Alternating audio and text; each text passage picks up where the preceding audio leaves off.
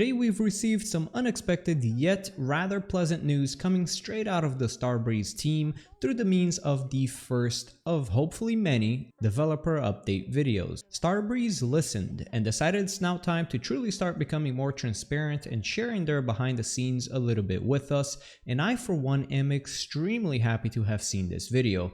Not only does it give us bits of information that we previously didn't know about, but to me it also means that the Starbreeze team is paying close attention to what the community isn't exactly happy about. There have been lots of people, including myself, who have expressed their disappointment with the lack of communication from the dev team, and to me it seems like they are also attempting to amend that. So without rambling on, let's quickly talk about what we learned from this first developer update, taking a deeper focus on the gameplay related changes. The first major bit of information we learned from this video is that we're going to be receiving Payday's 3 first free content update within the next month. I'm not exactly sure if that means we'll receive it already in November or if we will receive this update within the next 30 days. Inside this free content update, we'll be getting 2 heists that Payday 2 players are going to be very familiar with, the cook-off heist as well as the murky station. Personally, as you guys may know, I've never played Payday 2 myself, so personally I'm extremely excited to play these 2 maps and experience these heists for the first time.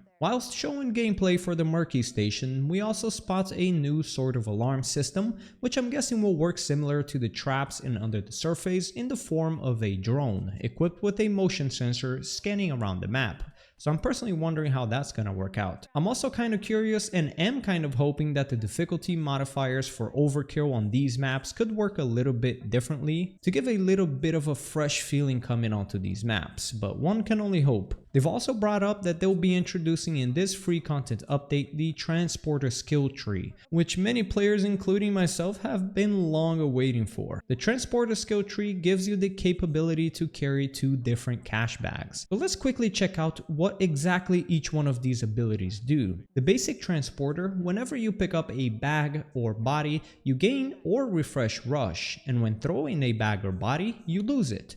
And if you ace it, you also gain grit on top of rush, which will be mostly useful for loud players. Next up, the second skill is Beast of Burden, which as long as you have rush, which by the way, thanks to the basic skill, is anytime you pick up a bag or body, makes it so that carrying objects or bodies doesn't incur any movement speed penalties, which is going to be fantastic for the 2 bag skill. For the third one, we've got Brutal Carry, which as long as you have grit, which once again, if you have transporter aced, will be anytime you pick up a bag or body, any civilian who sees you becomes immediately intimidated.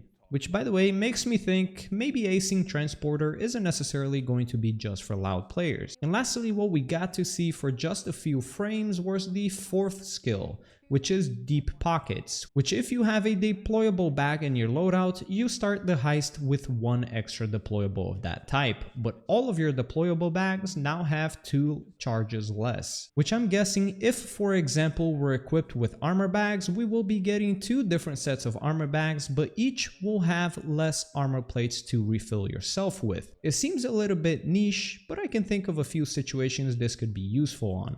Now as far as the other 2 skills go, they didn't exactly show in this video, but we can get a pretty solid guess on what these will do based off of their icons. The 5th skill being the skill that definitely allows you to carry 2 bags, and the last skill being a skill that will likely allow you to throw bags much further, which if I'm not mistaken has already been leaked that this is indeed the case. And before we move on to the next point, I'd like to point out 2 things I noticed from this part of the video. The first one being that we clearly see another skill right here underneath transporter, which does make me wonder whether the skill tree will be coming out on this upcoming update or if it's a skill tree they're still working on. And the second thing I noticed in this part of the video is that they purposely blurred out grit and rush here in this tab, whereas they didn't do that for Edge, which makes me wonder if they're reworking how grit and rush will work, or if they're still in the process of playing around with it and didn't want to leave it unblurred in this video to not create any expectations. And lastly for the video, they did mention they'll be implementing in this update a new way to gain XP just by completing heists, even though they will be of a small quantity when comparing with challenges. Either way, it's a fantastic change.